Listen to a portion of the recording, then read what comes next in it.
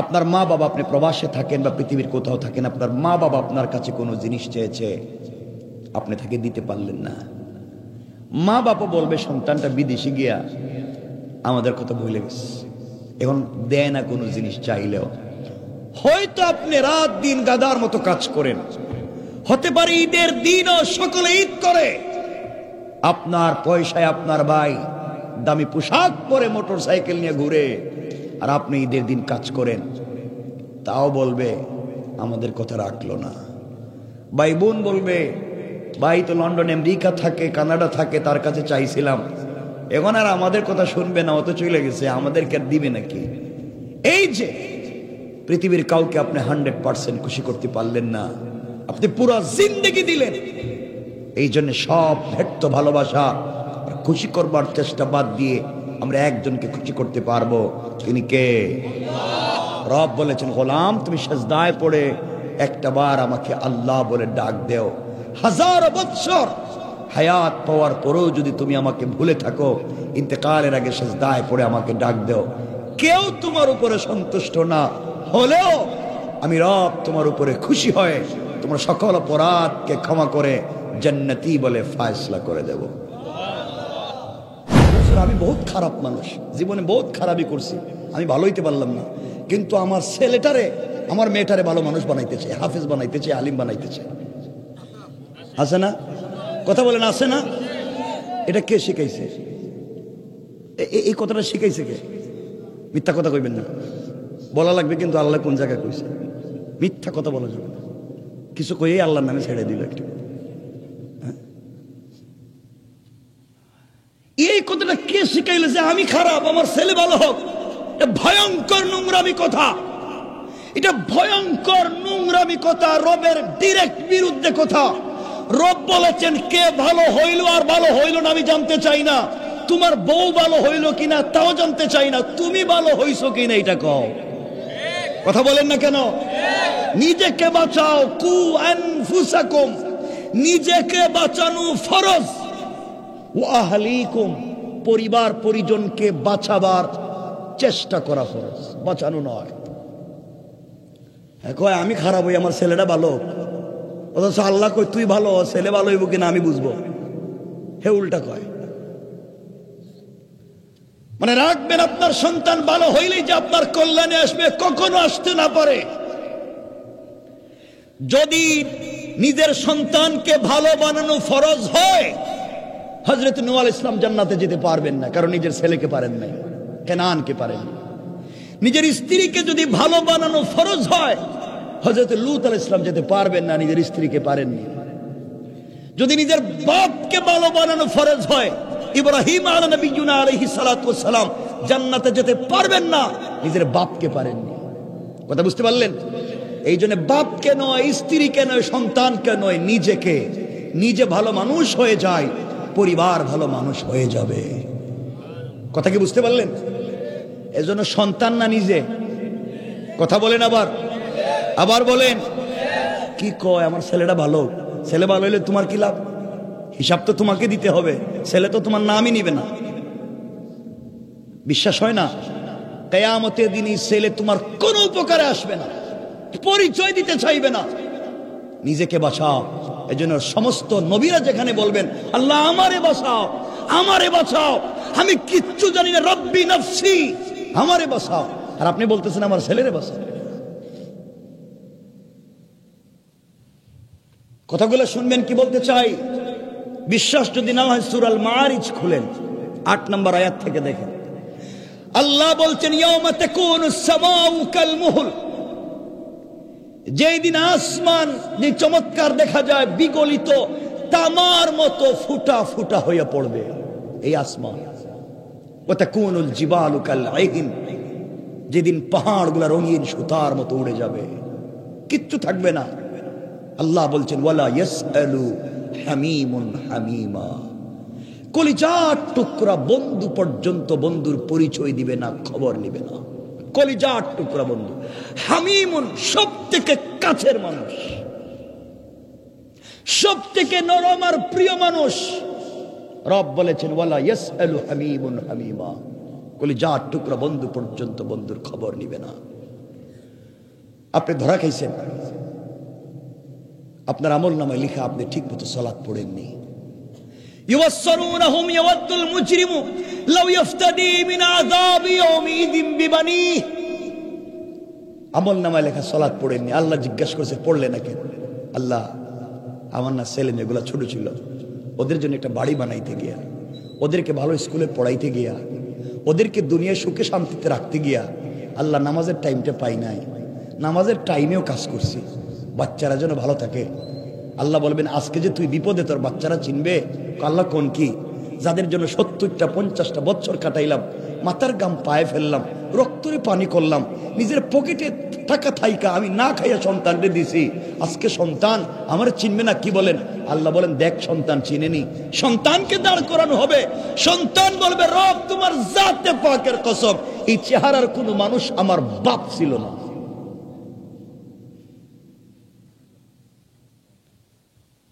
বাপ বলবে আল্লাহ আমার ছেলেরে বান্ধব, ওরে বান্ধব, মিথ্যা কথা বলতেছে, আমার ছেড়ে দাও। আল্লাহ বললেন তোমার সন্তানকে বাঁধলাম কিন্তু তোমাকে ছাড়বো না।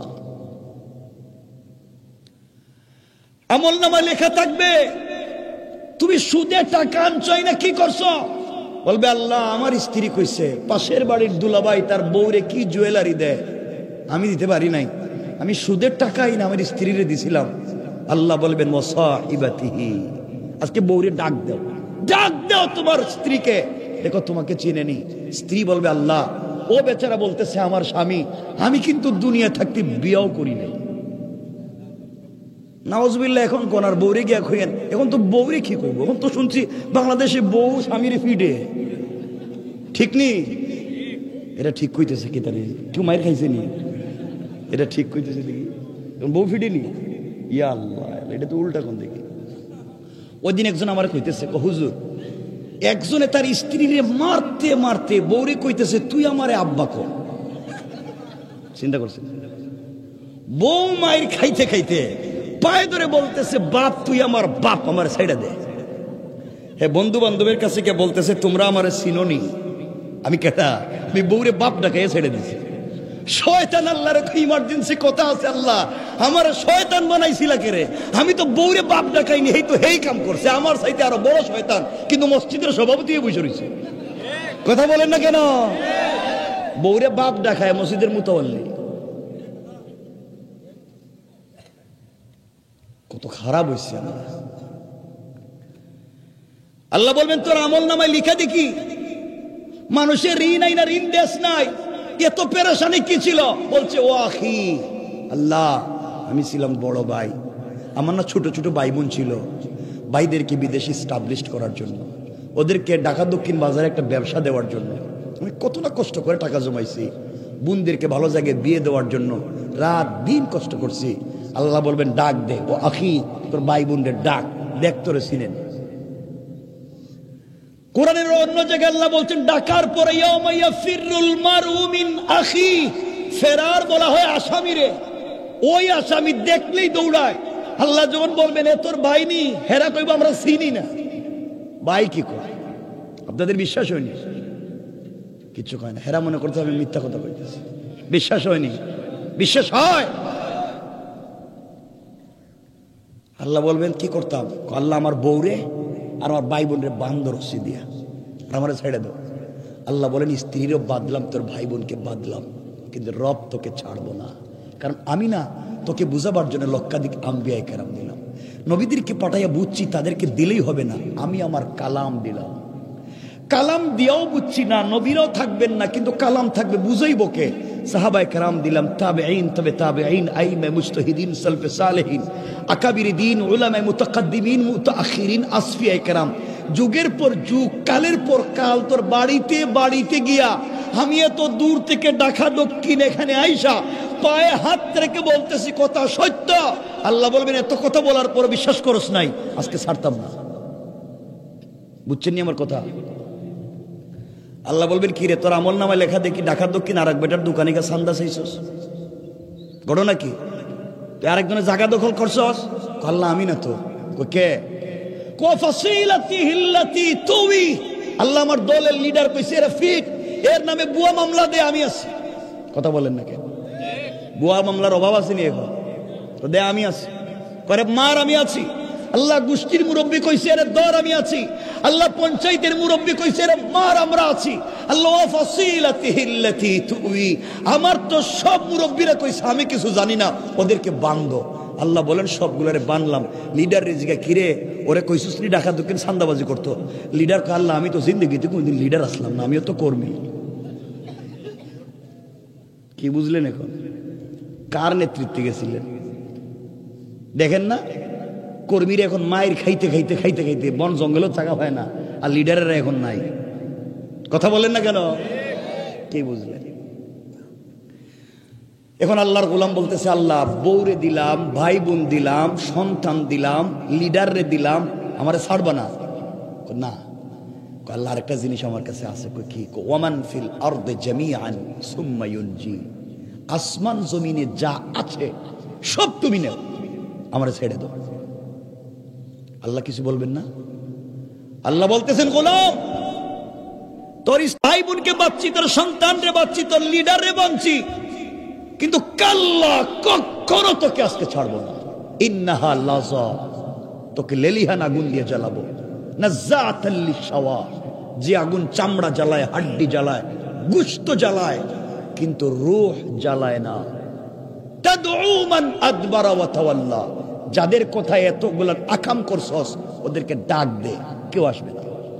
অপরাধ ওয়া জামাআ ফাআওয়া, সম্পত্তি জমা করছো আর বাড়াইছো। কেমনে একটা বাড়িরে দুইটা করা যায়? কেমনে ঢাকা দক্ষিণ বাজারে একটা দোকান হইছে আর দুইটা করা যায়? একটা ছেলেরে লন্ডন পাঠাইছে আরেকটারে কেমনে দেওয়া যায়? কিন্তু ওয়া জামাআ ফাআওয়া, শুধুমাত্র জমা করছো আর বাড়াইছো। কোরআনে 30 নম্বর পারা সূরা হুমাযার মধ্যখানে আল্লাহ বলছেন আল্লাযী জামাআ মালা ওয়া আদ্দাদা, সম্পত্তি জমাইছো আর গণনা করছো, এখন খাও। কি বুঝলেন? কেউ কাজে লাগছে? কথা বলছে না কেন? সম্পদ কাজে লাগছে, সন্তান কাজে লাগছে, স্ত্রী এটারে তো কুলবালিশ বানাই রেখে দিছে, কোন কাজে লাগছে ওই দিন? এখন কিছু কয় না, কোনো কাজ নাই। নিজেকে বাঁচাও, নিজেকে বাঁচাও, নিজেকে বাঁচাও। এই জন্য আজকের পুরো আলোচনাটা যেটা বলবো আমি সামনে, একটাই, পৃথিবীর কাউকে সন্তুষ্ট করা যাবে না, রবকে করা যাবে সকল কর্মে। শুধু একটা কথা বলেন, হাসবি আল্লাহ, আল্লাহ আমার জন্য যথেষ্ট, কেউ নাই, কেউ আমার জন্য কিচ্ছু করতে পারবে না, রব পারবেন। এই বিশ্বাসটুকুন দিলে নিয়ে আপনি রাস্তায় নেমে যান। রব বলেছেন সবার দরওয়াজা যদি বন্ধ হয়ে যায়, সবাই যদি বান্দার তোর থেকে মুখ ফিরাইয়া নেয়, আমি কথা দিলাম কেউ না থাকলেও আমি রব তোর পাশে থাকবো। না সুবহানাল্লাহ, এটা কালকে কইয়েন সিন্নি খাইয়া। সবাই কন্যা সুবহানাল্লাহ একটু। এখন আমার এখন যারা যারা পাবলিকের জায়গা জমি দখল করছেন আপনার কি হইব? যারা নিজের মেয়ের সম্পত্তি দেন নাই আপনাদের কি হইব? অনেক মুরব্বী এখানে আছেন, রাগ করতেছেন আমার কথায়? যে বিয়ের সময় বিয়া করছেন না আপনারা, যারা আওয়াজে মনে হচ্ছে কেউ কিন্তু বিয়া করছেন না, বাচ্চা ভাই লোক বিয়া করছেন না আপনারা? বিয়ার সময় মোহরানা একটা লেখছেন না, কাবিন একটা ওই যে গ্রিন কাগজে লেখেন একটা লেখছিল নি, সাক্ষী ছিল নি, কথা কয় না? আপনি দস্তখত দিছেন নি? এখানে লেখা ছিল না মোহরানা এত টাকার বিনিময়ে এত টাকা মোহরানা নির্ধারিত করে আব্দুল্লাহর ছেলে বল্টুর সাথে সবির উদ্দিনের মেয়ে কলিমুদ্দিনকে বিয়ে দিলাম? কথা কন না কেন? লেখা ছিল না? ওই যে আপনি মোহরানা এত টাকা করে, বিবাহ একটা চুক্তির নাম, বিবাহ আল নিকাহ হইয়া নাকিদু, নিকাহ চুক্তিটা সংগঠিত হয় বিলফজাইন ইউআব্বারু বিআহাদিহিমা আনিল মাযি ওয়া বিল আখারি আনিল মুস্তাকবিল ফায়াকুলু যাওইজনি ফায়াকুলু যাওয়াজতুকে। জামে সগীরের ইবারত, বিবাহ দুটো শব্দে সংগঠিত হয়, চুক্তি তাকে এখানে লেখা যে বলো আমি তোকে বিবাহ করলাম, সে বলল আমি তোরে কবুল করলাম, কত টাকা, এত টাকা, অমুক অমুক সাক্ষী, লেখা আছে নি? তো ওই যে এত টাকার মোহর ছিল, টাকাটা দিছেন? কথা বলেন, দিলেন না? বহুত টাকা কিছু কয় না, কিছু একটা তো কইতেই, আমার সাথে কথা বলতে। মোহরের টাকা দিছেন? দেন না কেন? মোহরের টাকা দেন নাই, আর বছরে বছরে বাচ্চা একটা সাপ্লাই দেন। হ্যাঁ, লজ্জা শরম নাই? বউ আপনার কাছে পয়সা পায়, পয়সা দেন না, পয়সা দেন না কেন? নামাজ রোজার মতো ফরজ। এখানে সাক্ষী আছে, আপনার কাছে বউ পয়সা পায়, সাক্ষী নাই। কথা বলে না, সাক্ষী নাই, আপনি দেন না কেন? কিছু কয় না এরা। কি আপনারা মোহরের টাকা দেন না? দেন না, দিছেননি, দেন না কেন? কিচ্ছু কয় না। টাকা নাইতে বিয়া করছিল রে? টাকা নাই আর বিয়া করে? তোমাদের বিয়া করতে পয়সা নাই, আরে এক একটা ছেলে 5টা 6টা প্রেম করে। কথা বলেন না কেন? ওই সময় টাকা কই পাও? হ্যাঁ, টাকাগুলা দিয়ে দিন, মোহরের টাকা। স্ত্রীর টাকা দিবেন। আমি জানি না, হইতে পারে ঢাকা দক্ষিণ এমন আশেকে স্বামী হইতে পারে, কোন স্ত্রী স্বামীরা হয়তো মোহরের টাকা মাফ করে দিতে পারে, দিতে পারে। কেউ থাকে না এমন স্ত্রী মাফ করে দেয় না? তো আপনারা কেউ মাফ পাইছেন নি? কেউ রে বউ মাফ করে দিয়েছেন? কেউ এখন কয় না, জিনা কয়। কেউ রে বউ মাফ করে দেয় না টাকা পয়সা? বউ মাফ করে দিয়েছে এমন কেউ আসেননি? ও যে এক ভাই, মাত্র তুমি একজন, ওই এক ভাই মাফ পাইছে, বউ মাফ করে দিছে। মাশাআল্লাহ, যা একটা তো আমরা পাইছি আজকে। একজন পুরা ঢাকা দক্ষিণে বউ মোহরের টাকা মাফ করছে। এই যে ভাই আমার দিকে তাকান, এই যে স্ত্রী তোমারে মাফ করে দিছে, আমরা খুশি হয়েছি। কিন্তু বউ তোমারে মাফ করে না, এটা শয়তানি কাম করছে। তোমারে মাফির নাম কয়ে তার ঘরে ঢুকাইছে। সে যদি মাফ দিয়ে থাকে, আজকে রাত্রে বউরে তালাক দিবা, দেখবা সকালে মোহর দেওয়া লাগেনি। লাগবো নি? কথা বলে লাগবে না? দিলে লাভে আসলে যৌতুকের মামলা দিয়ে আদায় করবো। কথা বলেন না কেন? এলে মাফ হইছে। রব বলেছেন, চুক্তি করলে লেখো, ইলা আজালি মুসাম্মান ফাকতুবুহু ওয়ালিয়াকতুব বাইনাকুম কাতিবুন বিল আদল। তোমরা লেনদেন করলে সাক্ষী রাখো, কাগজে লেখালেখি করো। বউ যে তোমার কাছে টাকা পায়, সাক্ষীও আছে, কাগজে লেখালেখি আছে। কিন্তু বউ যে মাফ করে দিছে, সাক্ষীও নাই, কাগজে লেখাও নাই। কথা বলেন না কেন? এজন্য মাফও নাই। রব কাঁচা কাম পছন্দ করে না। এই জন্য স্ত্রীর মোহরের টাকা দিয়ে দিবেন ইনশাল্লাহ। সবাই বলেন। মাঝে মাঝে যে বাচ্চারা বলছে, হেরা ইনশাল্লাহ কয়, হেরা বিয়া করতে আর 30 বছর বাকি, হে এখন ইনশাল্লাহ কর। আমি যারা ওয়াজ করি, হেরা কয় না।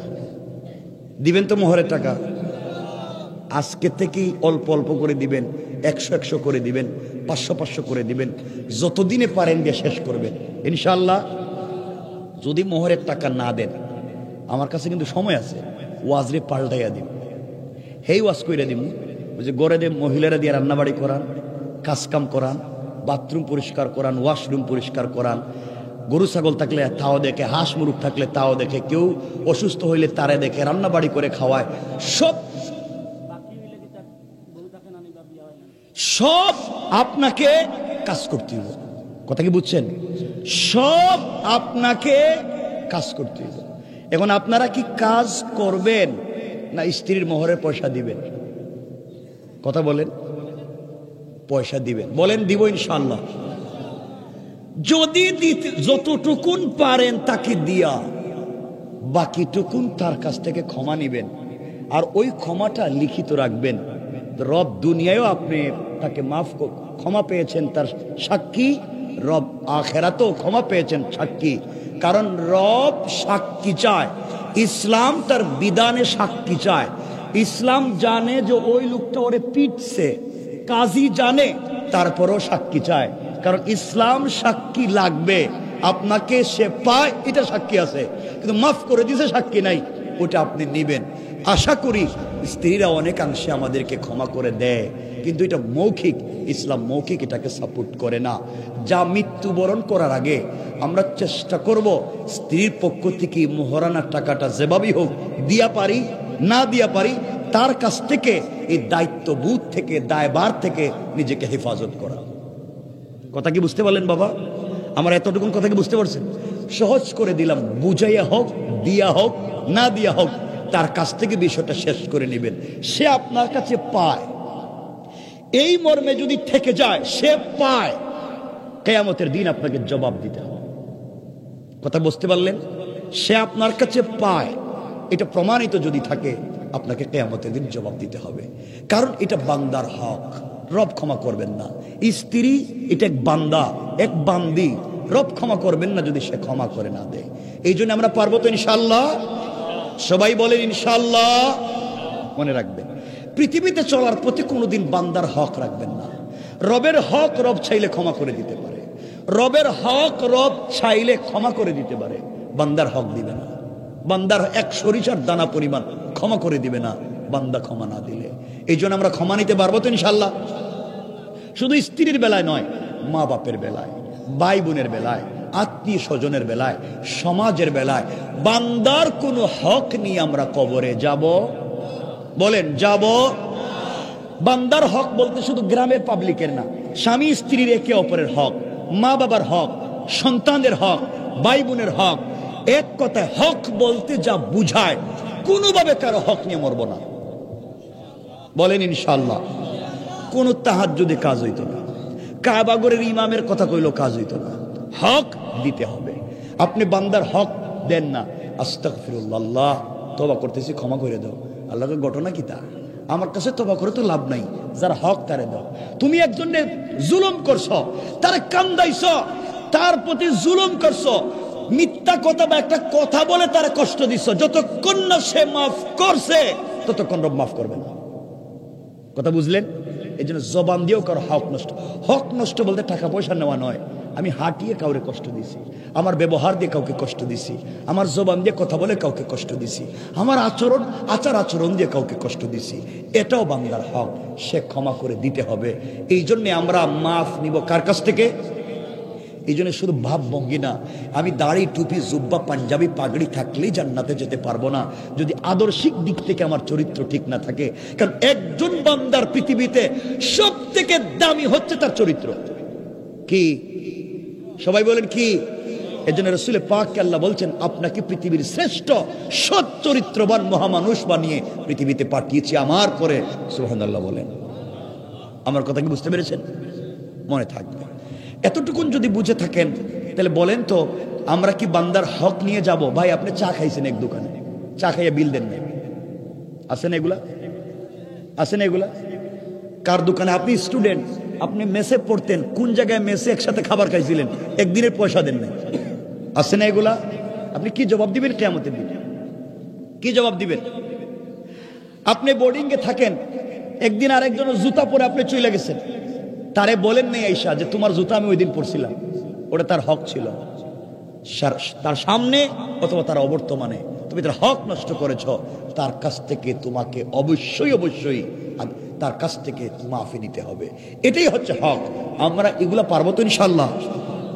পারবো না তো। মসজিদে এসে তো আল্লাহর হক দেখি, বাইরে গিয়ে তো হক দেখি না। দেখবেন বেচারা তাহাজ্জুদ পড়ে, ঢাকা দক্ষিণ বাজারে গিয়ে ওজনে কম দেয় নাই? ওজনে কম দেয় না? বলতেছে ভাই এই যে মাছ দেখতেছো এটা ইলিশ মাছ, তাজা টাটকা, একটু আগে এটা নদীর থেকে আইছে, অথচ 5 মাস আগে এটা আইছে, তাজা করে ছাইড়া দিছে। ওই কথাটা তো মিথ্যা ছিল, তুমি এটা বললা কেন?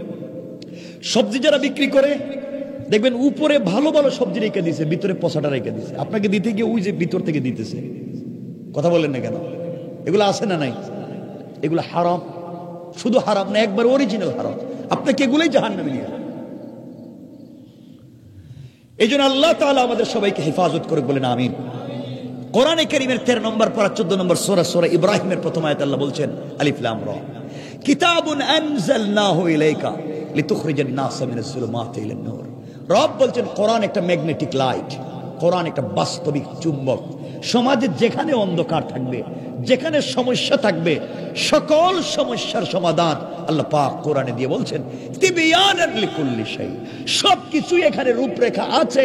তোমরা কোরআন থিসিস করো, কোরআন অ্যানালাইজ করো, কোরআন গবেষণা করো, কোরআনটারে পড়ো। ওটা তো আমার কালাম, আমি নিজে তিলাওয়াত করছি, তোমরাও পড়ো, সব পেয়ে যাইবা। সুবহানাল্লাহ বলেন না? আমরা কোরআন কোন সময় পড়ি? পেটে ব্যথা হইলে, কেউ অ্যাক্সিডেন্ট করলো, হুজুরের নেক হুজুর 500 দিব, এটা খতম পড়ে। তো হুজুরের লাভ হয়েছে, তোমার কি লাভ হয়েছে? তোমার তো ভাব ভাঙছে। কষ্ট পাইলেন আমার কথায়? একটু হাত তুলে দেখেন তো দেখি আবার কারা কারা কষ্ট পাইছেন। কষ্ট পাইছো? কষ্ট পাওয়ার তো ওয়াজ করলাম না এখন। আল্লাহ আমাদেরকে মাফ করে দিক, বলেন আমিন। এবার মনোযোগ দিয়ে শুনুন কি বলতে চাই। আমার মুসলমান বন্ধুগণ, গভীর মনোযোগ। এই দুনিয়ার জমিনে আল্লাহ রাব্বুল ইজ্জত ওয়াল জালাল সরকারে কায়নাত, দু জাহানের সরদার রাসূল পাক সাল্লাল্লাহু আলাইহি ওয়াসাল্লামকে জানিয়ে দিয়েছেন, বন্ধু আমার, দুনিয়ার জমিনে যারা আমি আল্লাহর গোলাম দাবি করবে, আশিক রাসূল দাবি করবে, চলার পথে যদি সাকারাতের আগে আমার গোলাম পাবলিকের হকগুলো আদায় করে, আমি আল্লাহর কাছে দুহাত উঠাইয়া তওবা করে আমার দেওয়া কপাল আমার কুদরতের পায়ে লাগাইয়া, আমার দেওয়া চোখ থেকে দু ফোঁটা পানি ছেড়ে দিয়া, আমার দেওয়া জবান দিয়ে আমাকে যদি আল্লাহ বলে ডাক দিতে পারে, রাসূল পাককে জানিয়ে দিয়েছেন, বন্ধু আমার, গোলামদেরকে জানিয়ে দেবা তার চোখের পানি গাল বেবে দাড়ি ভিজে ভিজে মাটি পর্যন্ত পড়তে দেরি হবে, কিন্তু আমি আল্লাহ তাআলা আমার গোলামকে মাফ করে দিতে আমি আল্লাহ এক মুহূর্ত দেরি হবে না। পড়েন সুবহানাল্লাহ। চলার পথে যদি আমি আপনি একমাত্র ভরসা করি আল্লাহর উপরে, একমাত্র বলে হাসবি আল্লাহ, আল্লাহ তাআলা আমাকে বাঁচাইয়া দিবেন, আল্লাহ আমার জন্য যথেষ্ট, এই পৃথিবীতে বেঁচে থেকেও আমরা জান্নাতি স্বাদ উপভোগ করতে পারি। এই কথার দিকে গিয়ে, যেহেতু মহিলা মাদ্রাসা, এই কথার দিকে আলোচনাটাকে নিয়ে আমরা আলোচনা সংক্ষেপ করব, মনোযোগ দিয়ে শুনবেন। কিতাবের নাম তারিখে ইবনে জারির তাবারি, আল্লামা জুলফিকার নকশবন্দি খুতুবাতে জুলফিকারে চমৎকার করে ঘটনা নিয়ে এসেছেন, সংক্ষেপ করে বলে দেই। রাসূল পাক সাল্লাল্লাহু আলাইহি ওয়াসাল্লামের কলিজার টুকরা মেয়ে হযরতে ফাতেমা রাদিয়াল্লাহু তাআলা আনহা তখন পর্যন্ত বিয়ে শাদী করেন নাই, ছোট মানুষ। কথা কি শুনতেছেন? অসুবিধা হচ্ছে? হযরতে ফাতেমা তখন পর্যন্ত বিয়ে করেন নাই। চলার পথে এক ইহুদির মেয়ের সঙ্গে হযরতে ফাতেমা রাদিয়াল্লাহু তাআলা আনহার সম্পর্ক হয়ে গেল, বন্ধুত্বের সম্পর্ক। একে অপরকে বিশ্বাস করেন, ভালোবাসেন। ওই ইহুদির মেয়েটাও ফাতেমার চরিত্র দেখে মুগ্ধ হয়ে গিয়েছে, পাগল হয়ে গিয়েছে। এমন সৎ চরিত্রবান ভদ্র আমানতদার মেয়ে কি পৃথিবীতে হতে পারে? মেয়েটা প্রতিদিন সকালবেলা ফাতেমার কাছে চলে আসে, সারাদিন তার কাছে থাকে, তার চরিত্র তার আদর্শ দেখে, চলাফেরা দেখে মেয়েটা আস্তে আস্তে বড় হতে লাগলো। কিন্তু ইহুদির মেয়েটা তখন পর্যন্ত মুসলমান হয় নাই। বাবা বুঝতে পেরেছে আমার মেয়েটা মুহাম্মদ ইবনে আব্দুল্লাহর মেয়ের সাথে মিশে যায়, না জানি কোন সময় তাকে কালিমার কথা বলে আমার দিন থেকে সরিয়ে দেয়। ইহুদি একদিন তার মেয়েকে ডাক দিয়া বলছে, মেয়ে, তোমার বয়স হয়ে গিয়েছে মা, আমি চাই আমার একমাত্র সন্তান তুমি, আমার পয়সার কোনো অভাব নাই মারে, আমি বাবা সুস্থ থাকতে থাকতে তোমাকে বিয়ে দিতে চাই, তোমাকে বিয়েটা করাইয়া দিতে চাই। ইহুদির মেয়ে ডাক দিয়া বলছে, আব্বাজান, আপনি আমাকে বিয়ে দিতে চান, ওখানে আমার কোনো আপত্তি থাকবার কথা নয়, কিন্তু বাবা আপনি আমাকে সময় দিবেন আগামীকালকে সন্ধ্যা পর্যন্ত, আগামীকাল সন্ধ্যার আগে আগে আপনার কাছে ফাইনাল সিদ্ধান্ত জানাইয়া দেব। মেয়েটা বাবার কাছ থেকে সময় নিয়ে দুনিয়ার কোন মানুষের সঙ্গে পরামর্শ না করে ওই মেয়েটা আস্তে আস্তে করে পরের দিন হযরতে ফাতেমা রাদিয়াল্লাহু তাআলা আনহার কাছে পৌঁছে গেল। ডাক দিয়ে বলছে, বোন রে, আজ আমি এসেছি তোমার কাছে আমার জিন্দগির ফাইনাল ডিসিশন, ফাইনাল সিদ্ধান্ত জানতে চাই, পরামর্শ নিতে চাই। ও আমার বোন, এই দুনিয়ার জমিনে চলার পথে আমি আমার বাবাকেও দেখেছি, কিন্তু তোমার চাইতে আমার উদ্ধার পৃথিবীতে আর কাউকে পাই নাই। বাবা আজ আমাকে একটা কথা বলেছে, কিন্তু বাবার কথা মেনে নিব কিনা কারো সঙ্গে পরামর্শ করতে পারলাম না। পৃথিবীতে মানুষের অভাব নাই, আমার বন্ধু বান্ধবের অভাব নাই, আত্মীয় স্বজনের অভাব নাই, কাউকে তোমার চাইতে বিশ্বস্ত আমানতদার মনে করতে পারলাম না। তোমার কাছে এসেছি। বোন রে, তুমি মুসলিম, আমি ইহুদি, কিন্তু এটা জানি আজ পর্যন্ত আমার চোখে দেখা তোমার কাছে যত নারী পরামর্শের জন্য এসেছে সবাইকে জিন্দেগিতে চলার পথে বড় পরামর্শ দিয়েছো। আমি এসেছি তুমি আমাকে একটা পরামর্শ দিবা। ফাতেমা ডাক দিয়ে বলছেন, তুমি কি জানতে চাও বলো।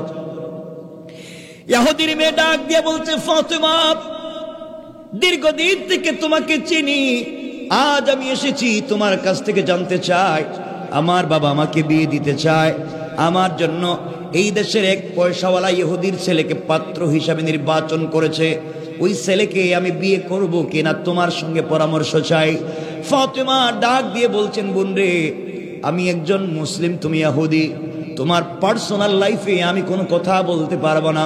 মেয়ে ডাক দিয়ে বলছে, ফাতেমা, আমার পার্সোনাল লাইফ হতে পারে, কিন্তু পৃথিবীতে একমাত্র তোমাকে আমানতদার বিশ্বস্ত মনে করি, তুমি পারো আমাকে একটা চমৎকার সৎ পরামর্শ দিতে।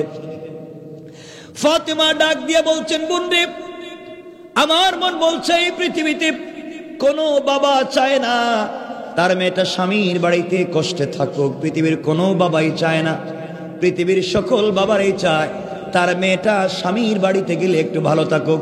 আমার মন বলছে তোমার বাবা তোমার জন্য যেই ছেলে ঠিক করেছে ওই বিয়েতে তুমি রাজি হয়ে যাও, এখানে তোমার জন্য কল্যাণ রয়েছে। ইহুদির মেয়ে ডাক দিয়া বলছে, ফাতেমা,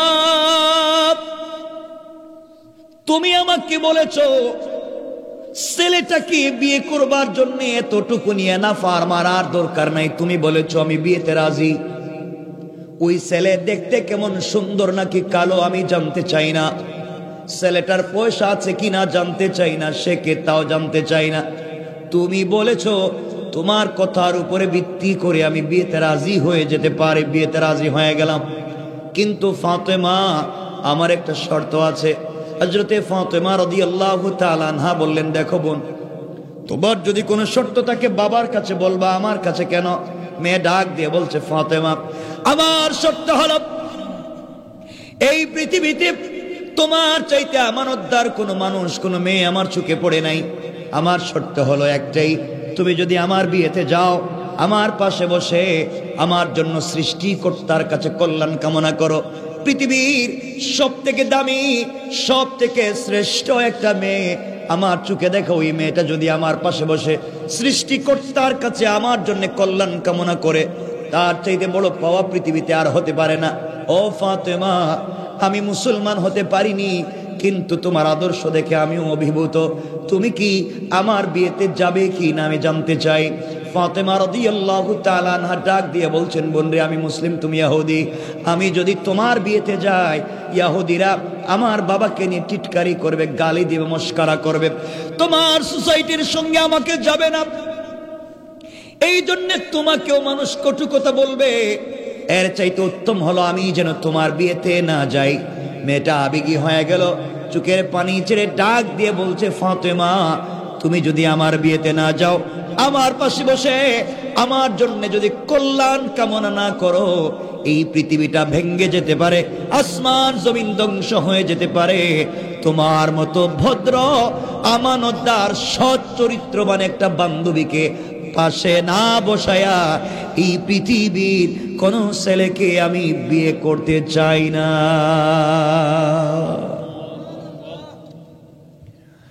ফাতেমা আবেগী হয়ে গেলেন, এক পর্যায়ে বলে ফেললেন, বোন রে, ইনশাআল্লাহ আমি তোমার বিয়েতে যাব। বন্ধুগণ, লম্বা কথা, মেয়েটা খুশি হয়ে গিয়েছে। বাবার কাছে গিয়ে বলছে, আব্বাজান, আপনি আমার জন্য ছেলে ঠিক করেছেন। বাবা, ছেলে কি করে জানতে চাই না, ছেলে দেখতে কেমন তাও জানতে চাই না, কি আছে তাও জানতে চাই না, তুমি আমার জন্য ছেলে ঠিক করেছো, ওই বিয়েতে আমি রাজি। ইহুদি খুশি হয়ে গিয়েছে, মানুষকে ইনভাইট করতে শুরু করলো, দাওয়াত করতে শুরু করলো। মেয়ে ডাক দিয়ে বলছে, আব্বাজান, আমি যে বিয়েতে রাজি, আমার একটা শর্ত আছে। ও মা, তোমার আবার শর্ত কি? তুমি বাপকে কোনো শর্ত না দিলেও আমার সমুদয় সম্পদ তো তোমার, আমার পরে আর কেউ নাই। মেয়েটা বলছে, আব্বাজান, পৃথিবীর কোনো জিনিস তোমার কাছে আমি বিয়েতে চাই না। আমার বিয়েতে মুহাম্মদ ইবনে আব্দুল্লাহর মেয়ে আমার বান্ধবী ফাতেমাকে ইনভাইট করেছি, দাওয়াত করেছি, ও কিন্তু আমার বাড়িতে আমার বিয়েতে আসবে, এই শর্তে আমি বিয়েতে রাজি। এই কথাটা শুনে ইহুদির যেন পায়ের রক্ত মাথায় উঠে গিয়েছে, চিৎকার করে ডাক দিয়ে বলছে, মেয়ে তুমি কি বললা? মুহাম্মদ আমার জাত শত্রু, আমার ধর্মের বিরুদ্ধে চলে গিয়েছে, সে পুরা এলাকার মধ্যে ভিন্ন একটা ধর্ম প্রচার শুরু করে দিয়েছে। এই জন্য প্রয়োজন বুঝে তোমাকে কোন ছেলের কাছে বিয়ে দিব না, এভাবেই রেখে দেব। এরপরেও ফাতেমাকে বাড়িতে আসতে দিব না। মেয়েটা দাঁড়িয়ে গিয়েছে, বাপকে বলছে, আব্বা জান, এই পৃথিবীতে কোনদিন তোমার চোখের সামনে দাঁড়িয়ে তোমার কথার উপরে আমি মেয়ে কোনদিন কথা বলি নাই। আজ আমি তোমাকে একটা কথা বলতে চাই বাবা, এতদিন কোনো কথা বলি নাই। তুমি বলেছো ফাতেমা এই বাড়িতে আসলে তুমি আমাকে বিয়ে দিবা না। আমি তোমার মেয়ে, তোমার চোখের সামনে জানাইয়া দিলাম, ফাতেমাকে আসতে যদি আপনি বাধা দেন, আসমান জমিন ভেঙে যেতে পারে, পুরো দুনিয়া ধ্বংস হয়ে যেতে পারে। ফাতেমাকে পাশে না বসাইয়া এই পৃথিবীর কোন ছেলেকে বিয়ে করব না। ইহুদি চিন্তায় পড়ে গেছে, আমার একটা মাত্র মেয়ে, আর ও যদি বিয়ে না করে মান সম্মান ইজ্জত কিচ্ছু থাকবে না। ও একটা ষড়যন্ত্র শুরু করলো, কুশলী হয়ে গেল। কিছুক্ষণ পরে বলতেছে, মা কি বললা তুমি, যে তুমি বিয়ে করবে না, ফাতেমা না আসলে? আমি রাজি তো, ফাতেমা আসতে আমার আপত্তি নাই, এরপরে বিয়েটা করো, ফাতেমা আসুক, বিয়েটা করো। কিন্তু মা, আমার একটা শর্ত আছে। আব্বা, তোমার আবার শর্ত কি? আমার শর্ত হলো, মা, আমরা যে সোসাইটিতে বড় হয়েছি, তোমার বিয়েতে যারা আসবে সব পয়সাওয়ালার ছেলে মেয়েরা আসবে, দামি দামি অর্নামেন্ট জুয়েলারি পরে আসবে, দামি দামি গিফট নিয়ে আসবে। তো ফাতেমা গরিবের মেয়ে, যার ঘরে 3 বেলার 1 বেলার খাবার থাকে না, পরনের কাপড়ও সুন্দর থাকে না, ছাড়া হয়তো পুরাতন থাকবে। ওই মেয়ে যদি এই অবস্থায় তোমার বিয়েতে আমার বাড়িতে আসে, আমি সোসাইটিতে মুখ দেখাতে পারবো না মা। এই জন্যে আমার শর্ত হলো, ফাতেমা যদি তোমার বাড়িতে আসতে হয়, একটা নতুন পোশাক পরে সামাজিকতা রক্ষা করে যেন আসে। ইহুদির চিন্তা হলো, ফাতেমা নতুন পোশাকও পাবে না, আসতেও। আপনারা ঘুমাই যান কেমন? আল্লাহুম্মা বিসমিকা আমুতু এখন ঘুমাই যান। ফাতেমা নতুন পোশাকও পাবে না, আসতেও। সবাই বলেন আসতেও। আপনারা ঘুমাইছেন, আমি কি রেখে দিব? শোনেন, ইহুদির মেয়েটা ফাতেমার কাছে আসছে। আমি সংক্ষেপ করে বলতেছি, মূল আলোচনাটা সামনে। বোনরে, বাপের কাছে গিয়ে যখন তোমার নাম বলছি, বলতেই হের পায়ের রক্ত মাথায় উঠে গেছে। তোর বাপরে গালি দেয়, তোমার গালি দেয়। বাপ তো চাই না তুমি আমার বাড়িতে যাও, কিন্তু বোন, আমি তো তোরে ছাড়া বিয়ে করতাম না। বাবা একটা শর্ত দিছে, একটা নতুন পোশাক পরে যদি যাও তাইলে সে বিয়েতে রাজি। ফাতেমা এই কথা শুনে চোখের পানি ছেড়ে দিলেন। বোন রে, আমি এমন এক বাবার ঘরে জন্ম নিয়েছি, যার ঘরে মাসের পর মাস কত দিন চলে যায়, চুলে আগুন জ্বলে না। আমার কোনো অনুযোগ নাই, আমার কোনো অভিযোগ নাই। আমার বাপ কত কষ্ট করেন, আমাকে তিনি পোশাক যা দিয়েছেন উঠি আলহামদুলিল্লাহ। আমি তো দুনিয়ার জন্য পাগল না, তুই তো জানিস আমি এক রবকে ভালোবাসি, এক রবের প্রেমে আমি পাগল। দুনিয়া এভাবে থাক আর যাক, এভাবে কাটাইয়া দিতে চাই। আখিরাতে রবকে পেয়ে গেলে আমার আর কোনো দুঃখ নাই। আমি নতুন পোশাকও পাবো না, আমার একটা ভাই নাই, আমার মাও নাই, আমি বলতে পারবো না। আর বাপরে তো বলাই যাবে। মেয়েটা বলতেছে, ফাতেমা তুমি যদি আমার বিয়েতে না যাও, আজকে রাত্রি সুসাইড করে মরে যাবে, কারণ তুমি ছাড়া আমার বিয়ে হবে না। ফাতেমা বলছেন, আমি তো কাপড়ও পাবো। আল্লামা জুলফিকার নকশবন্দি লিখেন, এমন সময় মেয়েটা দাঁড়িয়ে গিয়েছে, ফাতেমাকে জড়িয়ে ডাক দিয়া বলেছে, ফাতেমা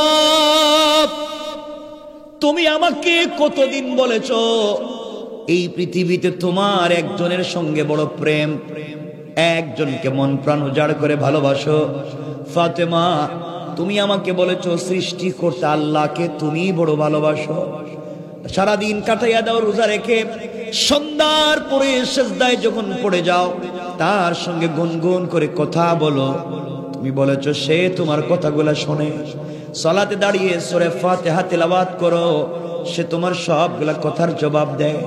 ও ফাতেমা তুমি আমাকে বলেছো তোমার সৃষ্টিকর্তা আসমান বানাইছে, জমিন বানাইছে, এই যা চোখে দেখা যায় যা দেখা যায় না সব তিনি বানাইছেন। ফাতেমা তুমি আমাকে বলেছো তোমার আল্লাহ এক মুহূর্তে চাইলে ধনীকে গরিব বানাইয়া দিতে পারে, গরিবকে ধনী বানাইয়া দিতে পারে। আল্লাহ চাইলে আল্লাহই পারে প্রতিদিন পূর্ব দিগন্তে সূর্য উঠাইয়া দে, পশ্চিম দিকে সূর্য ডুবাইয়া দে। ফাতেমা, তার জন্য যদি তোমার জীবন যৌবন বিসর্জন হয়ে থাকে, যাকে তুমি মন প্রাণ উজাড় করে ভালোবাসো, তার যদি এত এত ক্ষমতা, তিনি কি কোনোভাবে পারে না তোমাকে একটা পোশাকের ব্যবস্থা করে দিতে? ও ফাতেমা, তুমি যদি তোমার রবের কাছ থেকে কোনোভাবে কোনো নিয়মে একটা পোশাকের ব্যবস্থা করতে পারো, পরে আমার বিয়েতে যাও। আমিও কথা দিলাম, ওয়াদা দিলাম, ওই সময় আমিও কিন্তু কালিমা পড়ে মুসলমান হয়ে যাব। এক পর্যায়ে ফাতেমা বিগি হয়ে গেলেন। ফাতেমা বিগি হয়ে গেলেন, ডাক দিয়ে বলছেন, বোন রে, ইনশাআল্লাহ আমি কথা দিলাম তোমার বিয়েতে যাব, এবং এই পৃথিবীর সব থেকে দামি কাপড় পরে যাব। কান সুবহানাল্লাহ, আল্লাহু আকবার বলেন। মেয়েটা খুশি হয়ে গেছে, ফাতেমার মুখ দিয়ে বের হইছে, ও কথা মিথ্যা হইতে পারে না। আল্লাহু আকবার। তাদের কেমন বন্ধুত্ব ছিল, কেমন সম্পর্ক ছিল। খারাপ একটা ফ্যামিলির মেয়ে ভালো মানুষের কাছে এসে কি চরিত্র শিখছে। আর আমাদের ছেলেরা বন্ধুত্ব করে বল্টুর সাথে এ গাঞ্জা খাওয়ায়। কথা বলেন না কেন? হ্যাঁ, রাস্তায় চুরি শিখায়, সান্দাবাজি শিখায়। কথা বলেন না কেন? হ্যাঁ, মূলা চুরি, কদু চুরি শিখায়। আমার বন্ধুগণ, লম্বা কথা, আপনাদের কষ্ট হচ্ছে, আমরা খুব সংক্ষেপ করে দিচ্ছি। মেয়েটা বাবার কাছে গিয়ে বলছে, আব্বা, ফাতেমা কিন্তু বিয়েতে আসবে এবং নতুন একটা পোশাক পরে আসবে। থাকবার জায়গা নেই, এর কথা কয়, একটা পোশাক পরতো, দেখবো না, আসতেই পারবে না। এই থ্রেড দিয়ে ছোট করে অশালীন শব্দ ব্যবহার আমার আল্লাহর কাছে আর ভাল লাগে নাই। আল্লাহ শুনে ফেলছেন। আল্লাহ বলছেন, কিরে শয়তান, কি করলি তুই আমার ফাতেমাকে বাড়িতে যাইতে দিবে না? তুই দিবে না তো ছোট করে বললে কেন? তুই ষড়যন্ত্র করতেছিস, ফাতেমাকে বাড়িতে যাইতে দিবে না।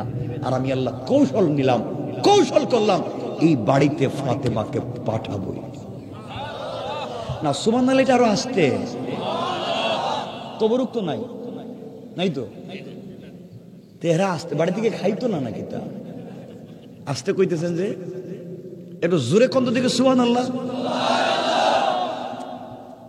ওই কর্নারে একটু আওয়াজ কম, ওই কর্নারে। এরা মনে হইতেছে কি তা কক্সেস বাজার থেকে আইসে নিয়ে, ওই যে রোহিঙ্গা টাইপের কিছু। একটু হাত তুলে দেখান তো দেখি এলাকা কারা কারা রোহিঙ্গা। ইয়া আল্লাহ, এটা কি তা করলো? এটা আমার মারাই ফেলাইছিল।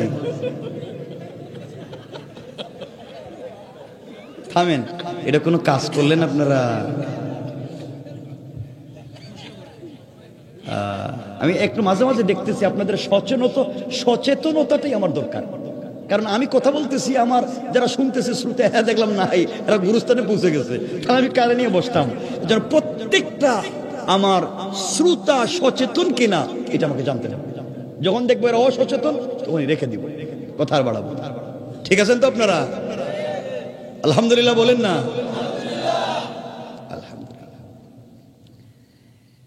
এই জন্য ইহুদি মানে অমুসলিমেরা ইসলামকে নিয়ে ষড়যন্ত্র করে, আর রব কৌশল করেন। কি করেন? এই জন্য আমার আল্লাহ কোরআনে কারীমে বলছেন, ওয়া মাকারু ওয়া মাকারাল্লাহ ওয়াল্লাহু খায়রুল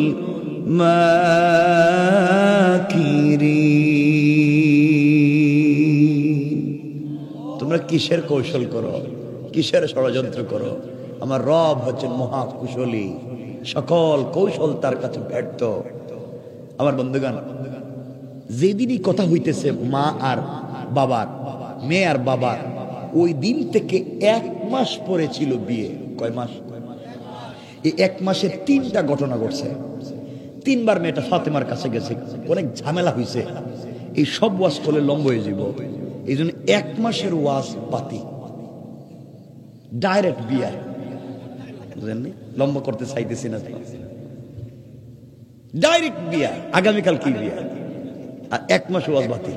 বিয়া কোন দিন? আগামীকাল। আমার বন্ধুগণ, মেয়েটা যেদিন বিয়ের আগের দিন সন্ধ্যার সময় ফাতেমার কাছে গিয়ে বলছে, বোন কালকে আমার বিয়া, কাপড় কেমন পাইছো? কাপড়টা দেখতে আসছি। ফাতেমা কোন কোস কি, কালকে যে তোর বিয়ে আমি তো এটা ভুলেই গেছি, আমার তো মনেই নাই। মেয়ে বলতেছে, তাইলে তোমার কাপড় নাই? বিয়াই তো মনে নাই, কাপড় কইব? বোন তাইলে তুমি যদি ভুলে যাতে আমার বিয়ে হবে না, কারণ তুমি ছাড়া তো বাপের সঙ্গে যে আমি যে কথা বলছি বিয়েই করতাম না, আজকে রাত মরে যাবে, দরকার নেই বিয়ে। ফাতেমা মেয়েটাকে জড়িয়ে কবরে চুম্বন করে বলছেন, বোন রে চিন্তা করিস না, কান্নার কোনো কারণ নেই। আমি যাকে ভালোবাসি তিনি তো এক মুহূর্তে সব করতে পারেন। এখনো 12 ঘন্টা, একটা পূর্ণাঙ্গ রাত বাকি আছে। আমার আল্লাহ চাইলে ওই রাত্রের ভিতরে একটা পোশাকের ব্যবস্থা করে দিতে পারে। চিন্তা করো না, যাও। কি বিশ্বাস ছিল রবের উপরে, কি বিশ্বাস। মেয়েটা চলে গেছে। হযরতে ফাতেমা গভীর রজনীতে মুসল্লা বিছায়া দিয়েছে, আল্লাহর সঙ্গে কথা বলতে চায়। ফাতেমারও রাত্র গভীর হয়েছে, আর আমাদেরও সমান সমান না, সমান সমান টাইম। ফাতেমারও রাত্র গভীর হয়ে গেছে, সেজদায় চলে গেছে। তার রবের সঙ্গে স্পেশালি কথা বলার একটা টাইম হচ্ছে সেজদা। কেউ থাকে না, কেউ থাকে না, শুধু রব আর ওই বান্দা ছাড়া কেউ নাই। আমার বন্ধুগণ, ফাতেমা গভীর রজনীতে সেজদায় পড়ে গেলেন। সেজদায় গিয়ে চোখের পানি ছেড়ে ডাক দিয়া বলেছেন, আল্লাহ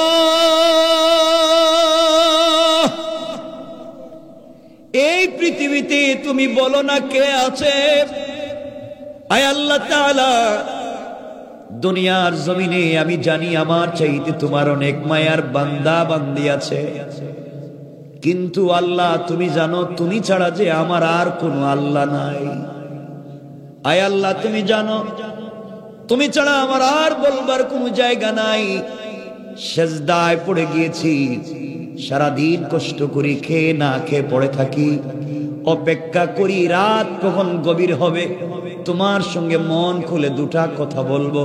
আয় আল্লাহ আমি যে তোমার প্রেমে পাগল হয়ে পড়ে আছি। আয় আল্লাহ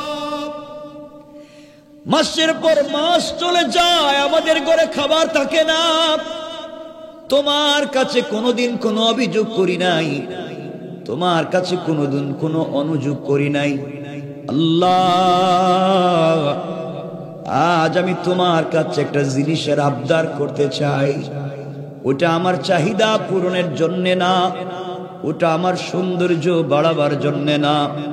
আয় আল্লাহ আমার যদি মায়ের পেটের একটা ভাই থাকতো, ভাইয়ের কাছে বোন কথা বললে ভাই কোনোদিন ফেলে দিত না। দুনিয়ায় যে মায়ের পেটের আমার একটা ভাই নাই। আল্লাহ আমার মা খাদিজা পৃথিবীতে নাই। আমার মা তো এই মক্কার সব থেকে বড় পয়সাওয়ালা নারী ছিলেন। তোমাকে ভালোবেসে আমার বাবার প্রেমে পাগল হয়ে সবগুলো সম্পদ তোমার রাস্তায় দান করে মাও চলে গেছে। আল্লাহ দুনিয়ায় আমার মা নাই, দুনিয়ায় আমার ভাই নাই, বাবার কাছে বলবার মতো সুযোগ নাই, বাবারও তো খাবার নাই, পরনের ভালো একটা কাপড় নাই। আল্লাহ বাবার কাছে কোনো জিনিস চাইয়া বাবার কষ্ট দিতে চাই না। রাত দিন বাবা তোমার গোলামদেরকে নিয়ে হাটে মাঠে কষ্ট করে দিনের দাওয়াত দেয়। আয় আল্লাহ ফাতেমা তোমাকে ভালোবাসে, সত্যি কি তুমিও ফাতেমাকে ভালোবাসো? কেমনে বুঝতাম, কেমনে জানতাম? আল্লাহ তুমি তোমার কাছে বাবার কাছ থেকে তোমার কত গল্প শুনছি, আগের কত নবীরে তোমার প্রিয় বান্দাদের কত কিছু চাইছে, তুমি নগদ দিছ। আল্লাহ আমি ফাতেমা তোমার কাছে একটা কাপড়ের আবদার করলাম। আয় আল্লাহ ওই কাপড় আমার সৌন্দর্য বাড়াবার জন্য না, ওই কাপড় আমার চাহিদা পূরণের জন্য না, ওটা যেন দ্বীনের দাওয়াত হয়ে যায়, ওটা যেন তাবলীগের কাজ হয়ে যায়। আল্লাহ এমন একটা কাপড় দিবা, আমি একটা কাপড়ের ব্যবস্থা কোনোভাবে আমাকে করে দিবা, ওই কাপড় পরে ইহুদির মেয়ের বিয়ে বাড়িতে যেতে চাই। ওই বাড়িতে যত মহিলারা জমা হবে সকল মহিলারা যেন আমার কাপড়ের দিকে তাকাইয়া কালিমা পড়ে মুসলমান হয়ে যায়। ফাতেমা এভাবে কাঁদছে, কাঁদতে কাঁদতে দোয়া শেষ করে মুসল্লা রাইখা দিছে।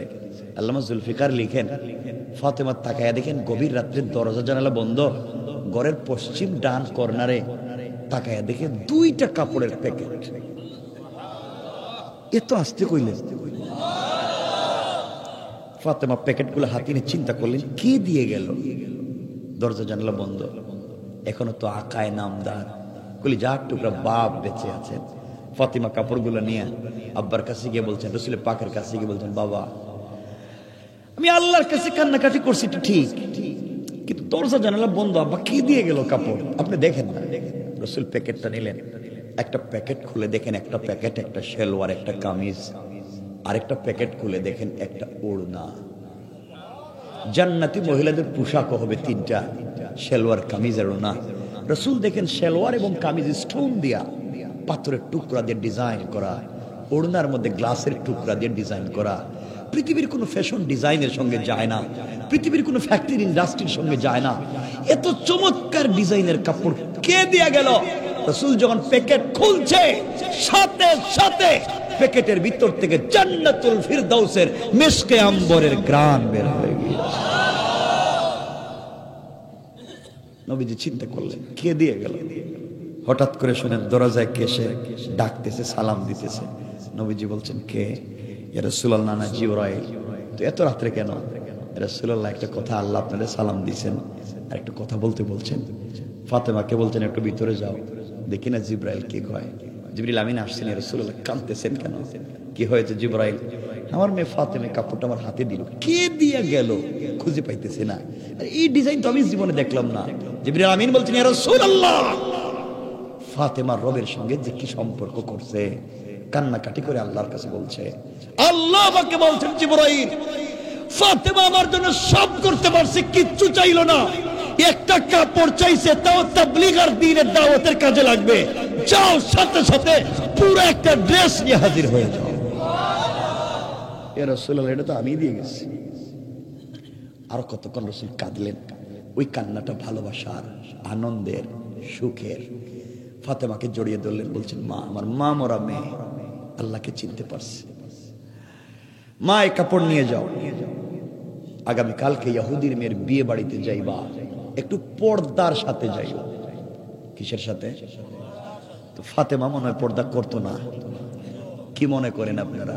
আল্লাহ যাকে সাইয়্যিদাতুন নিসাই আহলিল জান্নাহ বানাতে চায়, আল্লাহ যাকে সাইয়্যিদা শাবাবি আহলিল জান্নাহ হাসান হুসাইনের মা বানাতে চায়, আল্লাহ যাকে আসাদুল্লাহিল গালিব বিজয়ী বীর আলীর স্ত্রী বানাতে চায়, রাসূল পাকের মেয়ে বানিয়েছে।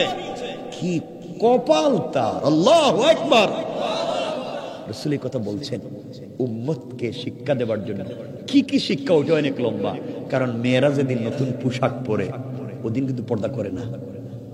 হ্যাঁ, মেয়েরা যেদিন নতুন পোশাক পরে লাগায় লিপস্টিক, চিনেননি আপনারা? জীবনে দেখছেন লিপস্টিক? দেখেন না?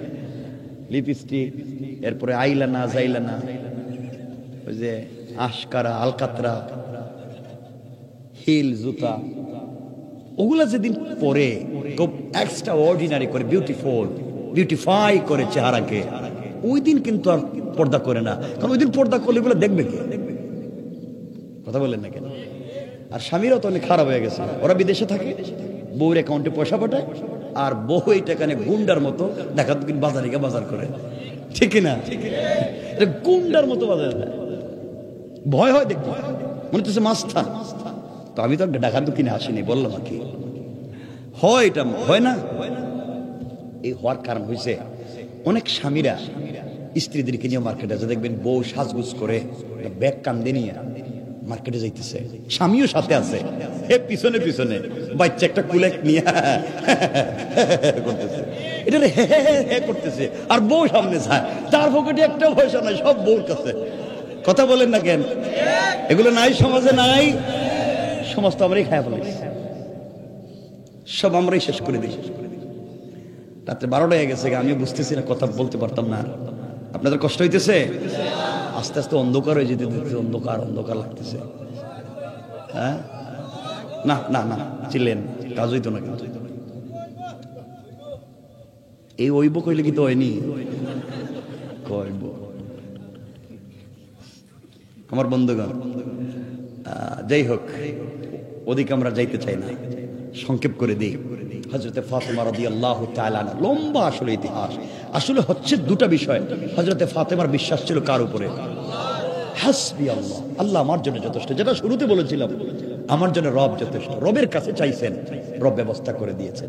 আমরা ওই পৃথিবীতে চাইবো কার কাছে? ফাতেমা পরের দিন এই পোশাক পরে ইহুদির মেয়ের বিয়ে বাড়িতে হাজির। যে বিয়ে বাড়িতে ঢুকছে, জান্নাতি পোশাকের আলোতে পুরা বাড়ি আলোকিত হয়ে, জান্নাতি কাপড়ের ঘ্রাণে পুরা বাড়ি মুখরিত হয়ে গেছে। এই বাড়িতে যত মহিলারা আসছে, সবাই এসে ফাতেমারে বলে, বোন, আমরা তো মনে করছি আসবেই না, গরিবের মেয়ে কাপড় পাইবে কই? এত দামি কাপড় পরছো, এটা কোন মার্কেট থেকে কিনছো, কই পাইছ? ফাতেমা বলছেন, ওটা কিনে আনছি। কি করছি? কোন মার্কেট থেকে কিনছো? আমরা তো ঢাকা দক্ষিণের সব মার্কেট চিনি, এমনকি ঢাকা দক্ষিণের মার্কেটের সিফা গল্লিও চিনি, কোন জায়গায় ফুচকা পাওয়া যায়, কোন জায়গায় চটপটি পাওয়া যায়, এমনকি ম্যানেজারের মোবাইল নম্বরও আছে। কথা বলেন না কেন? এগুলো কইতেছি না, আমি তো 12টা হয়ে গেছে, আর আমি বিপদী মানুষ, লম্বা করতে চাই। সব আছে। তুমি কোন দোকান থেকে কাপড় কিনছো? যেই মেয়ের আজকে বিয়ে হওয়ার কথা, ওই মেয়ে ফাতেমার পোশাক দেখে তার বাপের কাছে গিয়ে বলছে, আব্বা, তুমি বলছিলে না ফাতেমা আসতে পারবে না?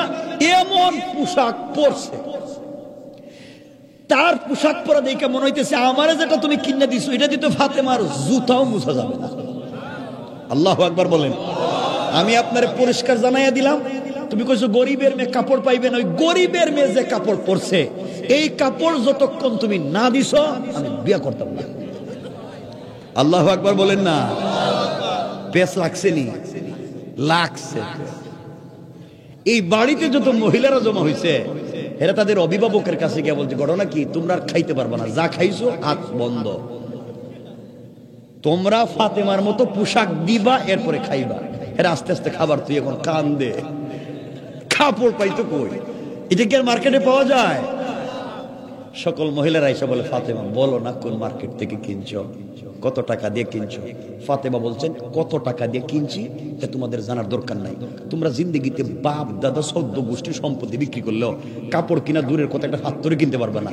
এর সাথে দেখে একটু ঘষা দিয়ে যাও।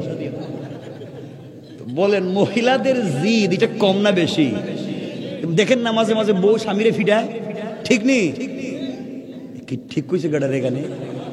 এটা কে মাইর খাইছে বউরাতে? তো জিদ বেশি। তো এই কথা শোনার পরে এদের রাগ উঠে গেছে, কই কি গরিবের মেয়ে আমাদেরকে থ্রেট দেয়। ফাতেমা কোন মার্কেট থেকে কিনছো? আমরা সেই কাপড় কিনবো। ফাতেমা বলছেন, কিনার তৌফিক নাই, তোমরা পারবা না। মার্কেটের নাম কো, দোকানের নাম কো। ফাতেমা বলছেন, শোনো, যেই মার্কেট থেকে আমি কাপড় কিনেছি ওই মার্কেটের নাম হলো জান্নাত, আর যেই দোকান থেকে, যেই শোরুম থেকে কাপড় নিয়ে এসেছি ওই শোরুমের নাম হলো জান্নাতুল ফিরদাউস। মহিলা কো, কি রে, জান্নাত, জান্নাতুল ফিরদাউস, এটা কোন মার্কেটের নাম কয়? আমাদের মার্কেটের নাম তো বল্টু মিয়ার মার্কেট। হে, নাম কই? ফাতেমা, এটা কই পাওয়া যায়? এই মার্কেটটা কোন দিকে আরম্ভ হয়েছে একটু কনা? ফাতেমা বলছেন, এটা ভিআইপি মার্কেট, এটা ভিআইপি দোকান। তোমরা কি ভিআইপি নিয়ে আমার মতো তোমরা এই মার্কেটে যাইতা? চিন্তা করো, হেরা চিন্তা করতেছে কোন বিপদে পড়লাম। ফাতেমারে বলছে, বোন, দরকার হলে বাপ দাদার সম্পত্তি বিক্রি করো, দরকার হলে কিডনি বিক্রি করো, এরপরেও iPhone 16 Pro Max এর দরকার। ঠিক না? ওরে ঠিক রে, হায় রে ঠিক। আমার বন্ধুগণ, সব দিন এরপরে কাপড়ের দরকার। তুমি বলো এই মার্কেটে কেমনে যাওয়া যায়, কেমনে আনছো? ফাতেমা বলছেন, সত্যি কি তোমাদেরকে রোড নাম্বার বইলা দিতাম, তোমরা কি যাইতে পারবা? ফাতেমারে জিজ্ঞেস করছে। ফাতেমা বললেন, আমি বলতেছি তোমাদেরকে রোড নাম্বার, পারলে যাও। এটা আমার আলোচ্য। ফাতেমা বলছেন, শোনো, যে দোকান থেকে কাপড় কিনেছি ওই দোকানের নাম হলো জান্নাতুল ফিরদাউস। যেই মার্কেট থেকে কাপড় কিনছি ওই মার্কেটের নাম হলো জান্নাত। আর ওই মার্কেটে যেই রাস্তা দিয়ে গিয়েছি ওই রাস্তার নাম হলো ইহদিনাস সিরাতাল মুস্তাকিম। ও মহিলারা, দুনিয়ায় চলার পথে সিরাতে মুস্তাকিম নামক রাস্তা দিয়া যদি চলো রে, সামনে গেলে জান্নাত নামক মার্কেট পাইবা, সামনে গেলে জান্নাতুল ফিরদাউস নামক দোকান পাইবা। ওখানে গেলে পরে আমার চাইতে আরো দামি দামি কাপড় পাইবা। আল্লাহু আকবার। মহিলারা চিন্তা করে, কই কি তার রাস্তাঘাটের নাম কয় চিনি না। ফাতেমা এত কিছু না বইলা, বোন বল না কেমনে পাওয়া যায়, সত্যি তো কিনছ? ফাতেমা বলেন, কাপড়টা কিন্তু আমি পাইছি, কতক্ষণ বলছি কিনছি, আমি কিন্তু কিনি নাই। কিনস নাই মানে? এতক্ষণ বলছে কিনছ?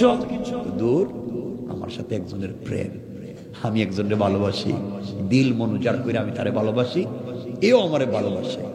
আজকে একটা কাপড়ের কথা বলতেই, আমি যার সাথে প্রেম করি, আমার প্রেমিক, আমার মালিক, সে আমার এই কাপড়টা গিফট করছে। এত আসতে বললেন। মহিলারা, আমরাও তো প্রেম করি, আমাদের গার্লফ্রেন্ড, আমাদের বয়ফ্রেন্ড, আমাদের প্রেমিক আমাদেরকে তো 2 টাকা দিয়ে বাদামও কিনে দেয় না, আর যদি দেও হে অর্ধেক খাইয়া দেয়। তুমি কি বলে এগুলো? ফাতেমা বলছেন, যা কইছি তাই, ওটা আমার গিফট করছে, আমি কিনবো কাম থেকে, আমার সাথে তার সম্পর্কে। মহিলারা বলতেছে, ফাতেমা, জীবন যায় আর থাক, ওখানে যাওয়া লাগবে, ওই মালিক তোমার প্রেমিকে দেখা লাগবে। ফাতেমা বলতেন, পারবা না? পারবো না কেন? আমরা তো সিরাতে মুস্তাকিম দিয়ে যাইবো। সিরাতে মুস্তাকিম কিতা? এটা কিতা? এই যে কিতা, গ্রামের নাম কিতা? দিগির ফারের রাস্তা নেই, সিরাতে মুস্তাকিম কইলার উঠে গেলে এইটা ভিআইপি রাস্তা, এটা সিকিউর রাস্তা, যে কেউ চাইলে যাইতে পারে না। এই রাস্তা দিয়ে চলতে গেলে একটা আইডি কার্ড লাগবে, পরিচয় পত্র লাগবে।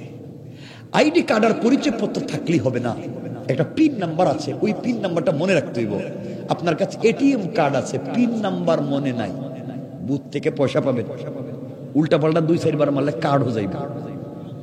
তো ফাতেমা বলছেন, শুধু কার্ড পরিচয় পত্র থাকলেই হবে না, পিন নাম্বার লাগবে। মহিলারা বলছে, ফাতেমা কস না, আইডি কার্ডটার নাম কি, পিন নাম্বারটা কেমন, দেখি না পাইনি।